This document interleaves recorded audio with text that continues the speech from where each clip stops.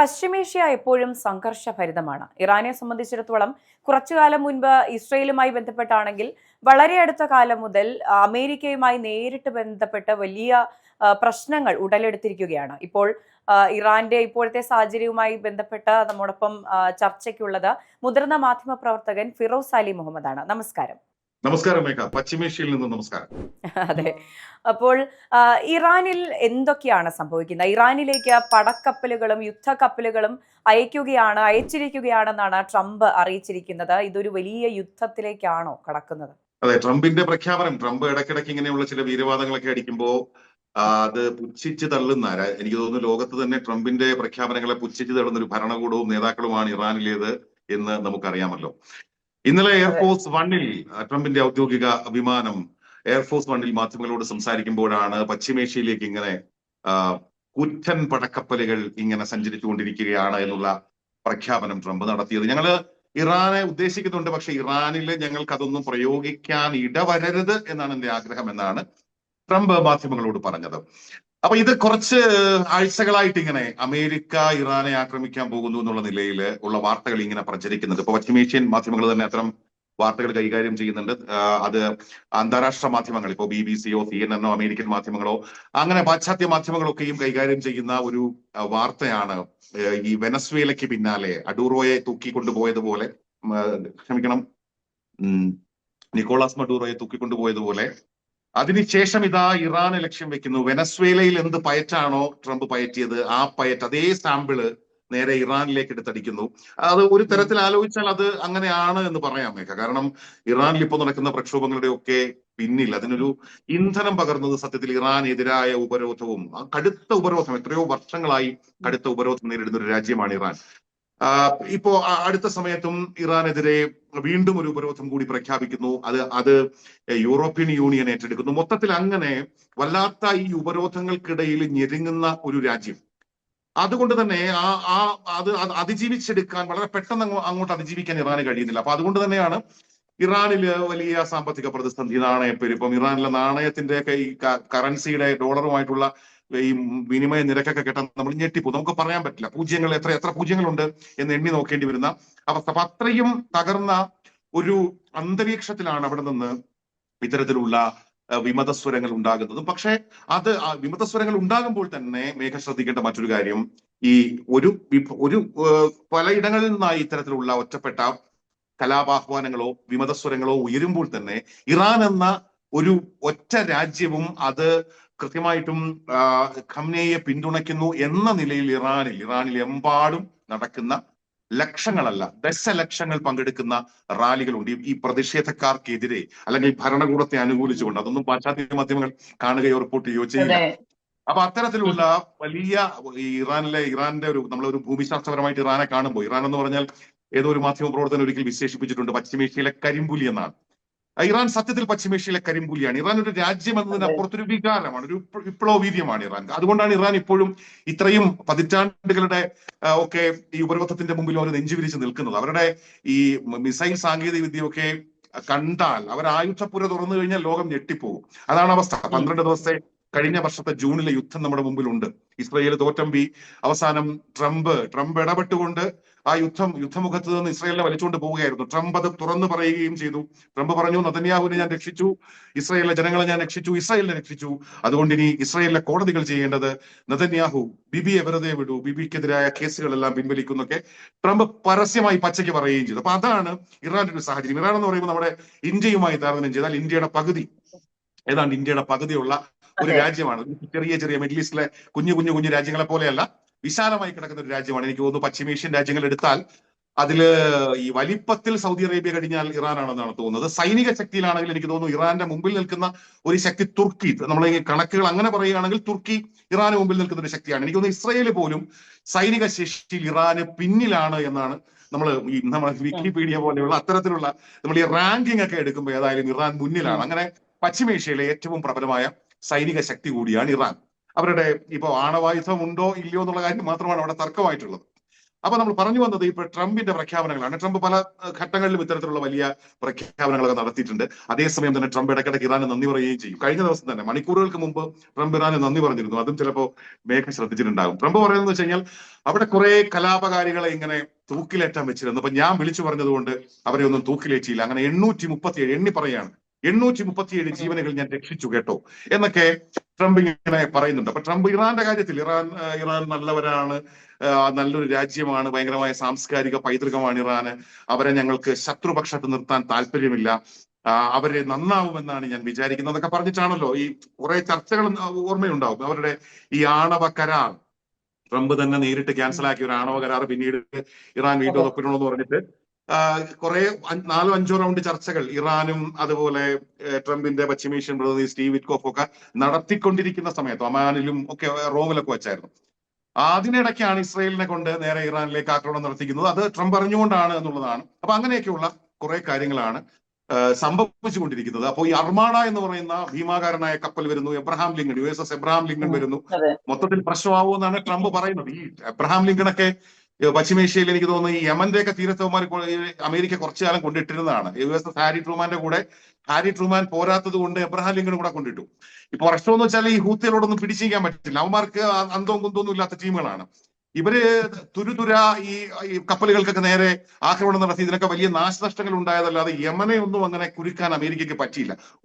America സ്വമേധയാ യമനെതിരായ യുദ്ധത്തിൽ നിന്ന് പിൻവാങ്ങി പോയതൊക്കെ നമ്മൾ കണ്ടതാണ്. ഇറാൻ പ്രതികരിക്കുന്നത് നിങ്ങൾ കൈവച്ചിരിക്കുന്നത് ട്രിഗറിലാണ്, നിങ്ങൾ സൂക്ഷിച്ചോളൂ എന്നാണ്. എപ്പോഴും അമേരിക്കയ്ക്ക് എതിരെ വെല്ലുവിളിക്കാൻ ഒരു മടിയുമില്ലാത്ത, ഒരിക്കലും കൂസാത്ത ഒരു രാജ്യം കൂടിയാണ് ഇറാൻ. അതെ, ഞങ്ങൾ കൈവെട്ടുമെന്നാണ്. കഴിഞ്ഞ ദിവസം ഈ ഖാംനെയുമായി ബന്ധപ്പെട്ട് ഖാംനെയെ കൊല്ലാൻ എന്തോ പദ്ധതി ഉണ്ട് എന്നൊരു വാർത്ത വന്നപ്പോഴത്തേക്ക് അങ്ങനെയാണെങ്കിൽ കൈ ഞങ്ങൾ വെട്ടിയെടുക്കും എന്ന് പറയുന്ന ഇറാനിലെ വിദേശകാര്യമന്ത്രി അബ്ബാസ് അറാഖ്ചി, അല്ലെങ്കിൽ അവിടുത്തെ റവല്യൂഷണറി ഗാർഡ്സ്, അവരുടെ ഔദ്യോഗികമായ സംവിധാനങ്ങൾ, അവരെ കഴിഞ്ഞ ദിവസം പങ്കുവച്ചൊരു പോസ്റ്റ് ഉണ്ടായിരുന്നു. അതായത് ഇനി അടുത്ത തവണ വെടിയുണ്ട ലക്ഷ്യം തെറ്റില്ല എന്നാണ് പറഞ്ഞത്. 3 വധശ്രമങ്ങളെ അതിജീവിച്ച ട്രംപിന് അവർ കൊടുക്കുന്ന വലിയ മെസ്സേജ് 3 പ്രാവശ്യം നിങ്ങൾക്കെതിരെ വെടിയുതിർക്കപ്പെട്ടപ്പോഴും നിങ്ങൾ രക്ഷപ്പെട്ടു, തലനാടിലൊക്കെയാണ്, പക്ഷേ ഇത് ഈ അടുത്ത പ്രാവശ്യം രക്ഷപ്പെടില്ല എന്ന് ലോകത്തെ ഏറ്റവും പ്രബലനായ ഭരണാധികാരിയോട്, അമേരിക്കൻ പ്രസിഡന്റിനോട് വെല്ലുവിളിച്ച് പറയാൻ മറ്റൊരു രാജ്യത്തിന് കഴിയുമെന്ന്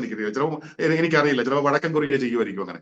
ഇപ്പൊ റഷ്യയും ചൈനയും പോലും കാണിക്കാത്ത ധൈര്യമാണ് ഇറാൻ കാണിക്കുന്നത്. അപ്പോ മേഘ പറഞ്ഞു വന്നൊരു കാര്യം, ഞങ്ങളുടെ വിരലുകൾ ട്രിഗറുകളിലാണ്. അത് എപ്പോഴും അവർ പറയുന്ന കാര്യമാണ്. ഞങ്ങളുടെ വിരലുകൾ ഇപ്പോഴും ട്രിഗറുകളിലാണ് എന്നാണ് അവിടുത്തെ റവല്യൂഷണറി ഗാർഡ്സ്, അതായത് IRGC, Islamic revolution guards corps പറയുന്നത്.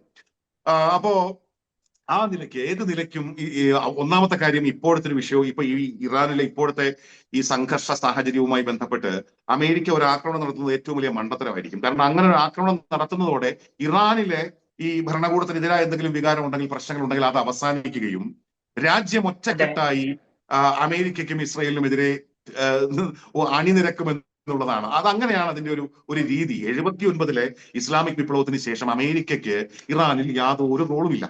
അമേരിക്കയുടെ ഒരു എംബസി ഉണ്ടായിരുന്നു അതിനു മുമ്പ്. ഈ പെഹ്ലാവി ഭരണകാലത്ത് ആ റേസ പെഹ്ലാവിയെ തിരിച്ചു കൊണ്ടുവരണമെന്നാണ് ഇപ്പൊ അമേരിക്കയുടെ ആഗ്രഹം. അതിനുവേണ്ടിയുള്ള ശ്രമമാണ്. പെഹ്ലാവി ഭരണകൂടം എന്ന് പറയുന്നത് അമേരിക്കയുടെ ഒരു എന്താ പറയാ സാമന്ത സർക്കാർ എന്നൊക്കെ പറയുന്ന പോലെ ഒരു പാവ സർക്കാർ, അല്ലെങ്കിൽ അമേരിക്കയുടെ താല്പര്യങ്ങൾ സംരക്ഷിക്കുന്ന ഒരു ഭരണകൂടമായിരുന്നു. അപ്പൊ അതിനെ അട്ടിമറിച്ചുകൊണ്ടാണ് അവിടെ ഇസ്ലാമിക് റവല്യൂഷൻ ഉണ്ടാകുന്നത് 79-ൽ. അന്ന് അടച്ചുപൂട്ടിയ ഒരു എംബസി ഉണ്ട് ടെഹ്റാനിൽ, അമേരിക്കൻ എംബസി. അതിപ്പോ ഒരു മ്യൂസിയമാണ്. ആൾക്കാർക്ക് വന്ന് ഇങ്ങനെ കാണാം.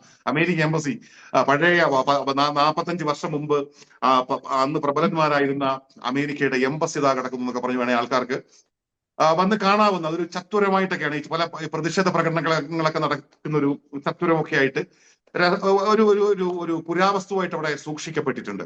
അതിനുശേഷവും ഇറാനും അമേരിക്കയും പല ഘട്ടങ്ങളിൽ പല സമയങ്ങളിൽ ഉരസലുകൾ ഒത്തിരി ഉണ്ടായിട്ടുണ്ട്. അതൊക്കെ ചരിത്രമായിട്ട് തന്നെ ഇറാൻ പലപ്പോഴും അമേരിക്കയെ ഓർമ്മിപ്പിക്കുകയും ചെയ്യുന്നുണ്ട്. അപ്പോഴൊന്നും ഇറാനെ അങ്ങ് മുറിവേൽപ്പിച്ച് വിടാൻ അമേരിക്കയ്ക്ക് പറ്റിയിട്ടില്ല. പക്ഷേ ഇറാനെ അതിനപ്പുറം വലിയ മുറിവേൽപ്പിക്കലുകൾ നടത്താൻ അമേരിക്കയ്ക്ക് പറ്റിയിട്ടുമുണ്ട്. അത് സാമ്പത്തിക ഉപരോധമടക്കമുള്ള കാര്യമാണ്. പക്ഷെ സാമ്പത്തിക ഉപരോധമടക്കമുള്ള പതിറ്റാണ്ടുകൾ നീളുന്ന അത്തരത്തിലുള്ള വലിയ ചതിപ്രയോഗങ്ങൾ ഉണ്ടായിട്ടും അതിനിടയിലൂടെ ഒക്കെ അവരുണ്ടാക്കിയെടുക്കുന്ന അവരുടെ മിസൈൽ സാങ്കേതിക വിദ്യ, മൾട്ടി വാർ ഹെഡുകൾ ഉള്ള മിസൈൽ സാങ്കേതിക വിദ്യയുള്ള രാജ്യം എന്ന് പറയുമ്പോൾ നമ്മൾ എടുക്കുമ്പോൾ 1 തൊടുക്കുമ്പോൾ 10, എയ്യുമ്പോൾ 100, കൊള്ളുമ്പോൾ 1000 എന്ന് പറയുന്നത് പോലെയുള്ള സംവിധാനങ്ങളാണ്. അതാണ് ഈ ഇസ്രയേലിന്റെ ടെല്ലവീവിനെയൊക്കെ വിറപ്പിച്ച് കളഞ്ഞ ഈ ദീപാവലി ആയിരുന്നു അവർ ആഘോഷിച്ചത്. സത്യം പറഞ്ഞ 20 റൗണ്ടാണ് ഇസ്രയേലിനെതിരെ ഇറാൻ അടിച്ചത്. ഈ മിസൈൽ കൊണ്ട് പിടിച്ചിരിക്കണം. മറ്റവരുടെ ഈ യുദ്ധവിമാനം, ബോംബർ വിമാനങ്ങൾ വന്ന് ബോംബിടുന്ന പോലെയല്ല. ഇത് എത്രയോ 2000 കിലോമീറ്റർ ഇറാനിൽ നിന്ന് സാധനം പൊങ്ങി ഇസ്രയേലില് അതിന്റെ അതിർത്തി കയറി അവിടെ പോയി അത്രയും വലിയ നാശനഷ്ടങ്ങൾ ഉണ്ടാക്കണമെങ്കിൽ അവരുടെ മിസൈൽ സാങ്കേതികത ചെറുതല്ല. അതിന് പകരമായിട്ട് ഇസ്രയേലിൽ എന്താണ് ചെയ്തുകൊണ്ടിരുന്നത്? ഇസ്രയേൽ അമേരിക്ക കൊടുത്ത വലിയ ബോംബർ വിമാനങ്ങളിൽ വന്ന് ബോംബിംഗ് ആണ്, എയർ ബോംബിംഗ് നടത്തുകയാണ്. എയർ ബോംബിംഗ് നടത്താൻ പോലും ഈ ഇറാന്റെ അതിർത്തിയിൽ കയറാൻ പറ്റാത്തവണ്ണം ഇസ്രയേലിന്റെ യുദ്ധവിമാനങ്ങളെ തുരത്തി ഓടിക്കുകയായിരുന്നു ഇറാന്റെ മിസൈൽ സാങ്കേതിക വിദ്യ എന്ന് പറയുമ്പോ. അല്ലെങ്കിൽ ഈ ഇസ്രയേൽ കൊടികെട്ടിയ അവരുടെ ഈ അയൺ ഡോം, അതുപോലെ കുറെ പേരുകളുണ്ട്. അമേരിക്ക കൊടുത്തുവിട്ട താട്, അങ്ങനെ ഒരു ഈച്ച പോലും പാറില്ല എന്ന് പറയുന്നിടത്ത് ആനപാറിയ കഥയാണ് നമ്മൾ കണ്ടത്. അത് മൊത്തം അടിച്ച് കളഞ്ഞ് കയറിപ്പോകുന്ന മിസൈലുകളാണ്. അപ്പൊ അതാണ് അവരുടെ ഒരു മാജിക്. ഇറാൻ എന്ന് പറയുന്നത് ഒരു മാജിക്കും ഒരു വികാരവും. എങ്ങനെയാണ് അങ്ങനെ ഒരു രാജ്യം നിലനിൽക്കുന്നതെന്ന് പോലും നമ്മൾ അന്തം വിട്ടുപോകും. ഇറാനുമായി വ്യാപാരം നടത്തുന്ന രാജ്യങ്ങൾക്ക് അധികം 25% തീരുവ എന്നൊക്കെ പറഞ്ഞിട്ട് ട്രംപ് പല തരത്തിലുള്ള കെണികളാണ് ഇറാന് ഒരുക്കി വച്ചിരിക്കുന്നത്. മേഘ, അതെ. ഇപ്പോൾ യുദ്ധക്കപ്പലുകൾ അയക്കുന്ന ട്രംപിന്റെ നടപടി അത് ശരിക്കും ആക്രമണത്തിന് വേണ്ടിയാണോ, അതോ ഭയമില്ലാത്ത രാജ്യത്തെ ഭയപ്പെടുത്താനുള്ള വെറും ഒരു ശ്രമം മാത്രമായിരുന്നു? അത് അങ്ങനെ സംശയിക്കേണ്ടി വരും. അത് പല സമയത്ത് ട്രംപ് അധികാരത്തിലേറ്റ ശേഷം എന്റെ ഓർമ്മയിലുള്ളത് ആദ്യമായി പറഞ്ഞത് ഇറാനെ കുറിച്ചാണ്. വെനസ്വേലയെ കുറിച്ചോ അല്ലെങ്കിൽ പാനമ കനാലിനെ കുറിച്ചോ പാനമയെ കുറിച്ചോ അല്ലെങ്കിൽ ഗ്രീൻലാൻഡിനെ കുറിച്ചോ ഒക്കെ പറയുന്നതിന് മുമ്പ് തന്നെ ഇറാനെ കുറിച്ചാണ് ആദ്യം ട്രംപ് പറഞ്ഞത്. ട്രംപ് പറഞ്ഞതെന്ന് വെച്ചാൽ, ഞാൻ ഏതെങ്കിലും കാരണവശാൽ കൊല്ലപ്പെട്ടാൽ അതിന്റെ ഉത്തരവാദി ഇറാൻ മാത്രമായിരിക്കും, ഇറാൻ എന്ന രാജ്യം മാത്രമായിരിക്കും. അങ്ങനെ ഞാൻ കൊല്ലപ്പെട്ടാൽ അതിന് ഇറാൻ എന്ന് പറയുന്ന രാജ്യത്തെ നാമാവശേഷമാക്കാൻ വേണ്ടി ഞാൻ ഓൾറെഡി കൊട്ടേഷൻ കൊടുത്തിട്ടുണ്ട്, അല്ലെങ്കിൽ ഓൾറെഡി ഞാൻ ആ കാര്യങ്ങളെല്ലാം ചെയ്തു വെച്ചിട്ടുണ്ടെന്ന് പറഞ്ഞിട്ടാണ് ട്രംപ് അധികാരമേറ്റ ഉടനെ പറഞ്ഞ കാര്യങ്ങളാണ്. അപ്പൊ ഇറാനാണ് ട്രംപിന്റെ ഏറ്റവും വലിയ ശത്രുവും. എന്നാൽ ഇറാനെ അങ്ങനെ കയറി അങ്ങ് തൊടാൻ ഏറ്റവും വലിയ പ്രശ്നം എന്ന് വെച്ചാൽ പശ്ചിമേഷ്യ എന്ന് പറയുന്നത് ട്രംപിന്റെ ഒരുപാട് ബിസിനസ് ഇൻട്രസ്റ്റ് ഉള്ള ഒരു ഇടമാണ്. ഈ സൗദി അറേബ്യ ആവട്ടെ, ദുബായ് ആവട്ടെ, ഖത്തർ ആകട്ടെ, ബഹ്റിൻ ആകട്ടെ, ട്രംപ് ഒരു കച്ചവടക്കാരനാണല്ലോ. ഈ കച്ചവടക്കാരനായ ട്രംപിന് ഇവിടങ്ങളിലെല്ലാം വലിയ ബിസിനസ് സംരംഭങ്ങളുണ്ട്. ഈ ഇറാൻ പറയുന്നത്, ഓക്കെ, ഞങ്ങൾക്ക് ഇവിടെ നിന്ന് നേരിട്ട് ഇവിടെ ബോംബർ വിമാനം അയച്ച് അമേരിക്കയെ വന്ന് ആക്രമിക്കാനൊന്നും പറ്റില്ല. അപ്പൊ നിങ്ങൾക്ക് ചെയ്യാൻ പറ്റുന്നത് നിങ്ങൾ കപ്പലിലും ബോംബർ വിമാനങ്ങളിലൊക്കെ വന്ന് ഇറാനെ ആക്രമിക്കും, ശരി. പക്ഷെ ഞങ്ങളുടെ ടാർഗറ്റുകൾ പശ്ചിമേഷ്യയിലെ മുഴുവൻ അമേരിക്കക്കാരനുമാണെന്നാണ് പറയുന്നത്. ഞങ്ങളുടെ ടാർഗറ്റ് പശ്ചിമേഷ്യയിലെ മുഴുവൻ അമേരിക്കക്കാരനുമാണ്, പശ്ചിമേഷ്യയിലെ മുഴുവൻ ട്രംപിന്റെ ബിസിനസ് സ്ഥാപനങ്ങളുമാണ്. ഒറ്റ ഒരെണ്ണം ഞങ്ങൾ വെച്ചേക്കില്ലെന്നാണ് ഇറാൻ പറയുന്നത്. അതിന്റെ വ്യക്തമായ സൂചനയായിട്ടാണ് ഇവരുടെ ഈ സെൻകോം എന്ന് പറയും, സെൻട്രൽ കമാൻഡിന്റെ ആസ്ഥാനമാണ് ഖത്തറിൽ. അമേരിക്കൻ സൈന്യത്തിന്റെ പശ്ചിമേഷ്യയിലുള്ള സെൻട്രൽ കമാൻഡാണ് അൽ ഉദൈദ് പോർട്ട്. ഇസ്രയേലുമായുള്ള യുദ്ധത്തിന്റെ അവസാന ഘട്ടത്തിൽ ട്രംപ് നേരിട്ട് യുദ്ധവിമാനങ്ങൾ അയച്ചവിടെ അമേരിക്ക വേഴ്സസ് ഇറാൻ എന്നുള്ള ലൈനിലേക്ക് അവസാനം മാറിയല്ലോ. അപ്പൊ ഇറാനിലെ ആണവ കേന്ദ്രങ്ങൾക്ക് നേരെ ആക്രമണം നടത്തിയപ്പോഴത്തേക്ക് ഇറാൻ ആദ്യം ചെയ്തത് ഖത്തറിലെ അവരുടെ സെൻകോമിലേക്ക് ഒരടിയങ്ങടിക്കുകയായിരുന്നു. അപ്പൊ സെൻകോമിലേക്ക് അടിക്കുന്നത് ഒരു സൂചനയാണ്. സെൻകോമിൽ തുടങ്ങുന്നു, അതായത് എനിക്ക് തോന്നുന്നു 50,000-ലധികം സൈനികർ, അമേരിക്കൻ സൈനികർ ഈ മേഖലയിൽ മിക്ക രാജ്യങ്ങളിലും ഉണ്ട്. അവിടെയൊക്കെ അവരുടെ ക്യാമ്പുകളുണ്ട്. ഈ രാജ്യങ്ങളുടെയൊക്കെ സുരക്ഷ അമേരിക്ക ഉറപ്പുവരുത്തുന്നതൊക്കെ പറഞ്ഞിട്ടാണ് ഈ സൈനികരെയൊക്കെ ഇവിടെ ഇങ്ങനെ ക്യാമ്പുകളിൽ താമസിപ്പിച്ചിരിക്കുന്നതും അങ്ങനെയാണ് ആ സംവിധാനം ഉണ്ടാക്കിയിരിക്കുന്നത്.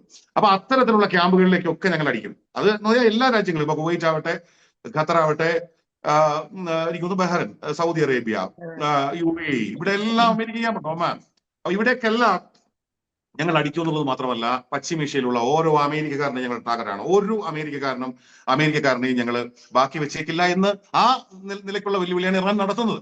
അങ്ങനെയുള്ള പണി തുടങ്ങുമ്പോഴത്തേക്ക് സ്വാഭാവികമായിട്ടും ട്രംപിന് പിന്തിരിഞ്ഞ് പോകേണ്ടി വരും. കാരണം ട്രംപിനെ അമേരിക്കയെക്കാൾ ട്രംപ് സ്നേഹിക്കുന്നത് ട്രംപിന്റെ ബിസിനസ് താല്പര്യങ്ങളും ബിസിനസ് സാമ്രാജ്യവും ആയിരിക്കുമെന്നാണ് ഞാൻ കരുതുന്നത്, കേട്ടോ. അപ്പൊ അതുകൊണ്ട് തന്നെ എങ്കിൽ പിന്നെ എന്റെ ബിസിനസ് സാമ്രാജ്യവും എന്റെ എല്ലാ സംഭവങ്ങളും അവന്മാർ അടിച്ചു തകർത്തോട്ടെ, ഞാൻ നെഞ്ചു വിരിച്ചു നിന്ന് ഇറാനെ അങ്ങ് നേരിട്ട് കളയാം എന്ന് പറയുന്ന ഒരു അവസ്ഥയൊന്നും ഉണ്ടാവില്ല. അപ്പൊ അതുകൊണ്ട് തന്നെ ഇതൊക്കെ ഒരു വിലപേശലും ഒരു ഭീഷണിയും ഒക്കെയാണ്.